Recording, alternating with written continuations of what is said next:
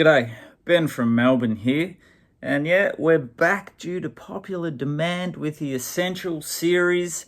This is where I pick out 5 essential Australian albums which I think are great building blocks to build your collection in a certain area of Australian music. This isn't for you train spotters, the ones with the friggin' coolest collection that there ever is. You already know all of this stuff. This is for people who want to get some, Australian stuff that there's a chance it might be attainable. These are things which are have been reissued, might be hopefully a little bit easier to get secondhand. You never know. But anyway, these are the main ones in my opinion, of course. So let's get into it. This week we're talking 70s hard rock, and we're going to start off with Legends Buffalo. Now, you could go with any of the first 3 of their records. Volcanic Rock, the one with the big cock on the front, which is like a guy holding a dick on top of a volcanic mountain, which is actually the shape of an ass. Very confusing, but great record. Or the other one, I Only Want You For Your Body. And this, of course, Dead Forever. These 3 are just awesome. This is like kind of the dawn of hard rock era, like early 70s, 72 for this one. So this is kind of like more in your, before that Australian hard rock sound come a bit later on, which was, you could just hear it and know it was Australian. These guys, more like probably listening to your Sabbaths and things like that, with that kind of riffage and bit longer songs, which was the fashion of the day. But yeah, really hard hitting, great stuff. Buffalo, legendary band. This is on the reissue label Karma Records, so hopefully you can track them down. I believe all 3 of their first records, the first 3, came out as a reissue on that. You can find originals around, but you will be paying for them. Be remiss of me not to mention the mighty Pete Wells was originally in this band, and we'll mention him a little bit later on. So next up, we spoke about the great Lobby Lloyd in the 60s portion of this series, and he went on to have a pretty strong 70s himself with his own band and also as a producer, and doesn't get much better than Ball Power by the Coloured Balls. But I think they had 3 or 4 records, a live one in there as well, which all fantastic stuff, just straight up, no frills. I guess they were kind of like to Australia what pub rock was to England as a precursor to punk. No frills, not flashy, just full on loud riffage.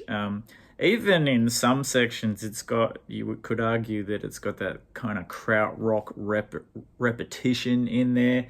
And check out those awesome mullets there. That's back in the day with the serious mullet where you clip at the front and left the party hanging out the back, as they say, all business at the front and party in the back. These have been like reissued just recently, 3 of the Coloured Balls records. Flash is probably the best known song by them. If you can track down a live version on YouTube of their song God, awesome. Coloured Balls, Lobby Lloyd, legend.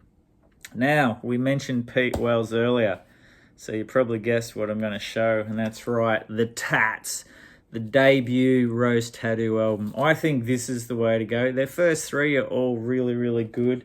This was originally on Albert's, but it's all, their stuff has been reissued a few times, I believe. Like this has got the great Nice Boys, which was made famous by them knobheads, Guns and Wankers covered it. Did a terrible version. Hate that fucking...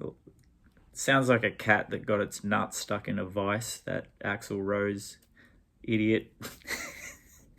But it made some cash for the Tats, so that's all right by me. And now seems like Angry Anderson has lost his mind and gone a bit right wing, but we won't talk about that. But yeah, the Tats, Rock and Roll Outlaw, like as I said, Nice Boys, Bad Boy for Love, awesome slide guitar on this too, like really heavy hard rock. This is like, you know, came after big influence on AC/DC. Like before this, Angry was fronting a band called Buster Brown, which were kind of like one of those blues boogie bands, and then he thought, fuck that shit, let's rock for real.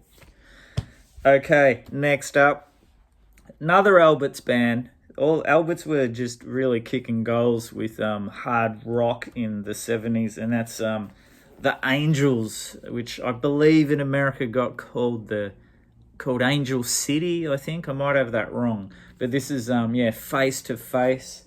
Awesome record. These have been reissued as well, so you should be able to get there early, like 3 or 4 albums. And this has got the great After the Rain, Marseille.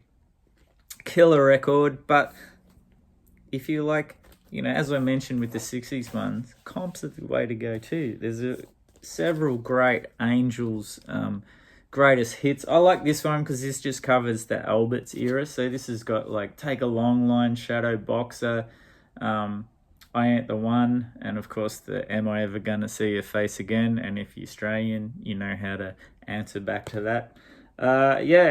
Just great straight up rock and roll with the Brewster Brothers on guitars and Doc Neeson, great frontman. And of course, number 5, you cannot talk about Australian hard rock without talking about this band. Do I need to tell you any more than that?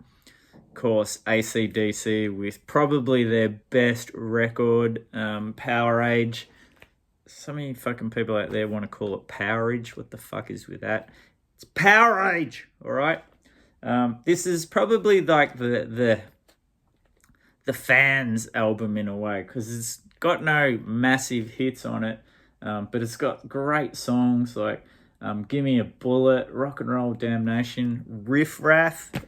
What a song. They opened with that when I saw them last year. Blew my tiny little mind.